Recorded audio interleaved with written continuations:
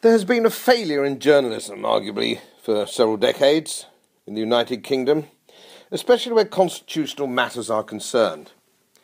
There is no one single reason for this, rather a compilation of circumstances, vaguely interrelated, that have manifested themselves into an intellectual gridlock. It would certainly take a dissertation of 10,000 words to scratch the surface of this phenomenon. As the UK begins the referendum period, it might be as well to have a look at some of the bumps that we'll probably see in the road on the way to polling day. Public service broadcasting is just that, a government organisation in all but name. He who pays the piper calls the tune. It was ever thus, and always will be. The establishment want to remain inside the EU at any price. There are no Eurosceptic presenters at national level. They were purged in 1974 under a form of McCarthyism recently applied to the man-made apocryphal climate change debate. The oh-so-powerful TV screen will remain biased to the In campaign. It is discreet and subtle, largely wordplay-driven. Europe for the EU is a classic example, as if these two things were the same.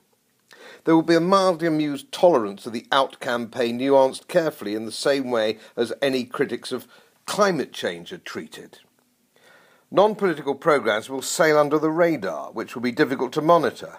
The Country Files, A Place in the Sun, Move to the Country, the list is endless. Here's where the seeds of doubt will be sown. This sort of covert propaganda was rife during the Euro debate. We're already hearing that the Chinese would reconsider investing through the city if Brexit comes about. Watch out for this one. It will run big. In the Euro debate, the scare was Frankfurt would displace London. Only those who worked in the city appreciated the delicious absurdity of that.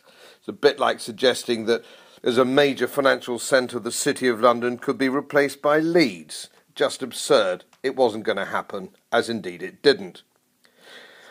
The vague implication all the time was that the world would somehow tumble if we didn't join the euro. Highly paid TV presenters will not risk their tax-favoured free structures by positioning themselves against the establishment.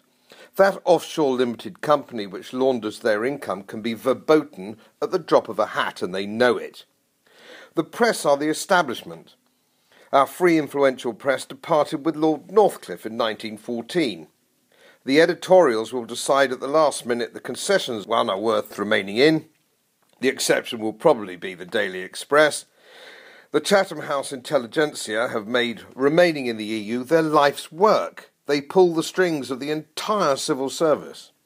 Then there will be the secret handshake brigade led by the formidable common purpose mafia, who now infest the hierarchy of the public sector self-seekers.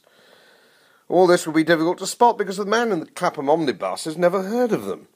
The overriding strategy will be fear, the strongest motivator known to man. God gave man fear in order to keep him alive. If you believe there's a stronger motive, try kicking a man's bedroom door open at 4 a.m. and chuck a bag of gold on the floor. He'll move pretty fast to retrieve it, believe me. And that's where greed is a motivation. But you try on the same man the following morning at 4 o'clock, kick in the door and point a loaded gun at his head, and he will move significantly faster because fear is a bigger motivation than greed, and they are the two greatest motivators of mankind. It has already started. The big business guns are already being wheeled out. You'll lose your job if the UK leaves. This is, of course, preposterous, but if you're an ordinary working bloke, fear of the unknown is a powerful emotion. Things okay with you and your family? You've never had it so good. Remember that one? Don't rock the boat. Interestingly, the economy is not the driving argument on the continent. A federal Europe is considered a noble ideal. This argument is never heard in Great Britain. Nobody wants it. So the economic argument, no matter how threadbare, is the one constantly pulled out of the hat. Big business loves the EU. The whole concept is to crush the little guy. Much better to lobby and bribe behind closed doors where the small businessman can't go. And if he can't go, he can't compete.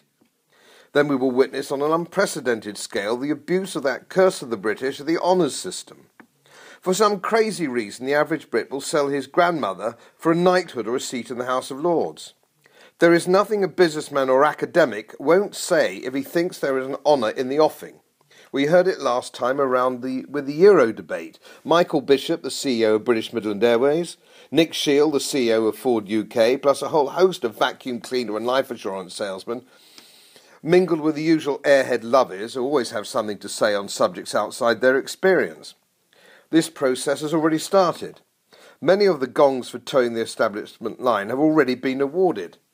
Why does one suppose some FTSE CEOs get a seat in the House of Lords and some don't? Why do you suppose do some actors get knighthoods and not others? Why has Tony Robinson got a knighthood and not Edward Fox? None of this is left to chance. Many senior appointments require ratification from Number 10. Don't make the mistake of believing a Quango committee have a free hand, because that's the impression Wikipedia give you in the process. Without the nod from Downing Street, it doesn't happen. The CBI is a classic example, and to a lesser extent the Institute of Directors. But surely they're independent. Well, independent like the Bank of England, so not really independent as we would understand it. Interviewers these days as a genre have not had the benefit of a traditional education. Constitutional affairs, along with non-Keynesian economics, are simply beyond them. Almost any lie, therefore, by any side, will go unchallenged. Journalists are not equipped to deal with this referendum, and members of the electorate under 40 years of age will struggle as their curriculum has not prepared them for a decision of this magnitude. If you ask any undergraduate, the date of Magna Carta, or the Bill of Rights, or the implications of the Tolerance Act, they'll just stare blankly at you. They won't have any idea, and this actually includes some history undergraduates. There are no special courses for journalists to attend on how the EU works, or what it costs. One might imagine a constitutional issue of this magnitude would trigger some special training. But like climate change, ignorance is regarded as a virtue by the media. By the time the referendum comes about, the average Joe will feel none the wiser. Last time it was the same. Nobody really had a clue. All of this could be in vain, though. The EU could collapse as fast as the Soviet Union.